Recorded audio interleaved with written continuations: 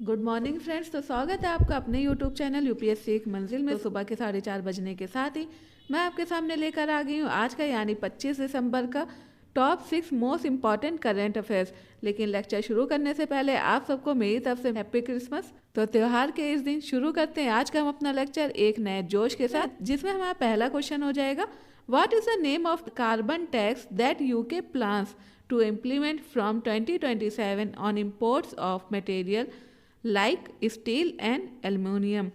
उस carbon tax का नाम क्या है जिसे ब्रिटेन ने 2027 से स्टील और एल्युमिनियम जैसे मटेरियल्स के इंपोर्ट्स पर लागू करने का प्लान बना रहा है। तो आपका ऑप्शन हो जाएगा A carbon border tax, B carbon border adjustment mechanism, C carbon emission import levy and D cross border carbon surcharge.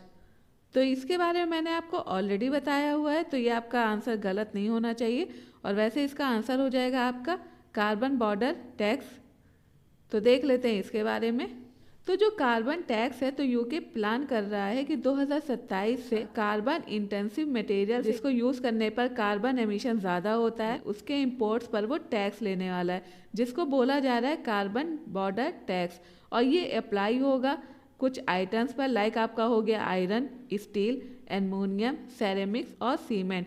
और ये जिस तरह से जो इम्पोर्टेड गुड्स आ रहे हैं और उससे जिस तरह की चीज़ें बन रही है, तो उनसे कितना ज़्यादा कार्बन एमिशन हो रहा है, उसी के हिसाब से उसके ऊपर जो टैक्स की रेट है वो पड़ेगी। और साथ ही साथ जो इंडिया है वो जो नॉन टैरिफ बैरियर्स है उसके रूप में ऐसे जो ग्रीन बॉर्डर लेवीज है उसको अपोज कर रहा है। यूके जो है वो यूरोपियन यूनियन को फॉलो कर रहा है, जिसने अपना पहले से ही जो कार्बन बॉर्डर एडजस्टमेंट मैकेनिज्म है उसको शुरू कर दिया है। तो यहाँ से आपके कई क्वेश्चन बन जाते हैं।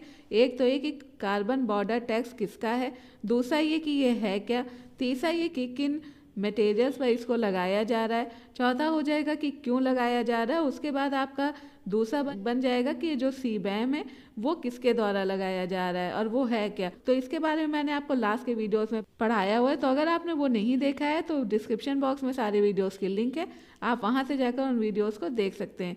तो चलिए देखते हैं अपना दूसरा क्वेश्चन। तो दूसरा क्वेश्चन देख लेते हैं, जो कि हो जाएगा आपका विजय हजारे ट्रॉफी को लेकर, जिसमें पूछा है कि recently Haryana has emerged victorious in the Vijay Hazare trophy 2023-24 by defeating.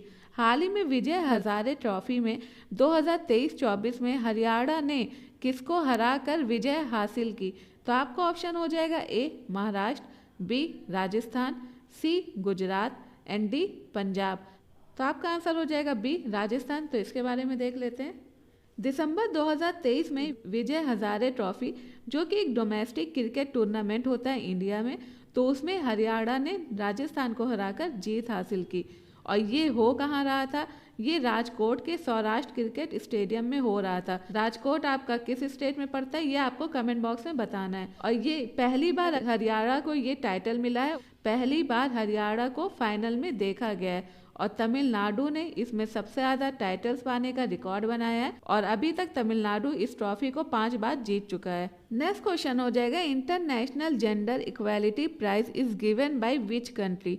अंतर्राष्ट्रीय जो लैंगिक समानता पुरस्कार है वो किस देश द्वारा दिया जाता है। तो आपका ऑप्शन हो जाएगा A Sweden, B Finland, C Norway and D Estonia. तो इसका तो आंसर आपको बताना ही बताना है, साथ में आपको बताना है कि सस्टेनेबल डेवलपमेंट के कौन से गोल में जेंडर इक्वालिटी की बात की जा रही है। इसका आंसर आपको कमेंट बॉक्स में देना है, क्योंकि ऑलरेडी जो सस्टेनेबल डेवलपमेंट गोल है उससे डायरेक्टली क्वेश्चन आपके एग्जाम में बनते हैं। तो इसका आंसर हो जाएगा आपका बी फिनलैंड। तो इसके बारे में देख लेते हैं। 2023 में इंटरनेशनल जेंडर इक्वालिटी प्राइज दिया गया था, जो कि Afghan women skill development centre को दिया गया और यहाँ के जो प्राइम मिनिस्टर है पेटेरी और प्रेजेंट किया था 3 लाख यूरो के साथ। ये अवार्ड दिया गया महबूबा सिराज को, जो सेंटर्स की एग्जीक्यूटिव डायरेक्टर हैं।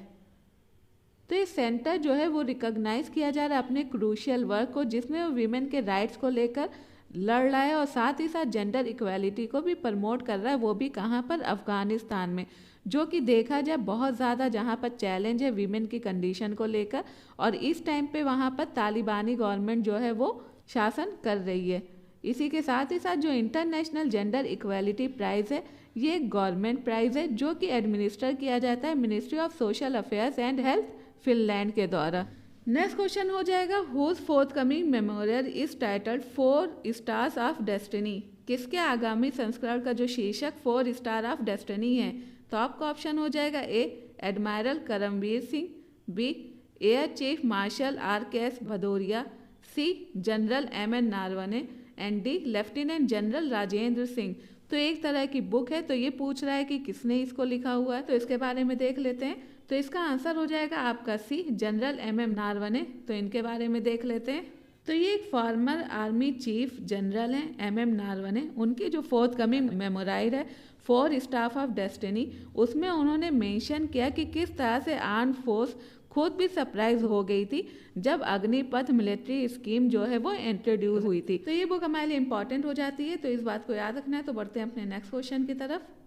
नेक्स्ट क्वेश्चन है what is the name of potato disease that has cause substantial damage to potato crops across various district of Punjab. आलू की उस बीमारी का क्या नाम है जिसने पंजाब के कुछ ज़िलों में आलू की फसल को काफ़ी नुकसान पहुंचाया हुआ है। ये आप देख रहे हैं कि किस तरह से आलू को ये सड़ा रहा है। तो एक तरह का फंगस है, तो इसके बारे में देख लेते हैं कि इसका नाम क्या है। तो इसमें आपका ऑप्शन हो जाएगा A downy mildew, B leaf blight, C powdery mildew and D verticillium wilt. तो इसका आंसर हो जाएगा आपका लेड ब्लाइट। तो इसके बारे में देख लेते हैं क्योंकि UPPSC में डायरेक्ट इस तरह के क्वेश्चन बनते हैं। तो आलू की जिस बीमारी ने पंजाब के सभी ज़िलों में फसलों को तबाह कर दिया उसे लेड ब्लाइट नाम दिया गया है। और ये आलू पर हरे गोलाकार धब्बे जैसे जो है सिम्टम्स वो दिखाता है और साथ ही साथ ये गहरे भूरे कलर में हो जाता है। और इस तरह से देखा जाए तो 50% से अधिक जो आलू की खेती है वो इस फंगस की वजह से प्रभावित हो चुकी है। और बहुत ज़्यादा नमी होने की वजह से, आर्द्रता होने की वजह से इसका जो फैलाव है वो और ज़्यादा बढ़ रहा है। अगर रिजल्ट देखें, अंबिका जिन्होंने टॉप फ्रेंच ऑनर्स रिसीव किया है तो फार्मर डायरेक्टर हैं। तो आपका ऑप्शन हो जाएगा A CVC, B DRDO, C BARC and D ISRO. तो इसका आंसर हो जाएगा आपका इसरो। इसी के साथ ही साथ आपको कमेंट बॉक्स में बताना है कि इसरो का फुल फॉर्म क्या है और साथ ही साथ इस टाइम पे इसरो के चेयरमैन कौन है। तो अब देख लेते हैं इसके बारे में। तो जो इंडिया में फ्रेंच एम्बेसडर हैं उन्होंने ललित अंबिका जो कि फॉर्मर डायरेक्टर रह चुकी हैं human space flight program of ISRO की, तो उन्हें ऑनर किया गया है, लीजन डी ऑनर से सम्मानित किया गया। और ये जो अवार्ड है वो फ्रेंच गवर्नमेंट देती है। और ललित अंबिका ने इसरो के कई रॉकेट, खासकर उसमें PSLV पे बहुत बड़े पैमाने पर काम किया है। और इसरो के जो पहले अध्यक्ष थे AS किरण कुमार के बाद ललित अंबिका दूसरी ऐसी इसरो वैज्ञानिक है जिन्हें इंडो फ्रेंच स्पेस कॉरपोरेशन को बढ़ावा देने के लिए फ्रांस के लीजन डी ऑनर से सम्मानित किया गया है। तो आज के वीडियो में बस इतना ही। अगर आपको इस वीडियो की PDF चाहिए तो डिस्क्रिप्शन बॉक्स में टेलीग्राम का लिंक है, आप वहां से जाकर PDF को डाउनलोड कर सकते हैं। तब तक के लिए अपना ख्याल रखें, पढ़ते रहें। Thank you, bye bye.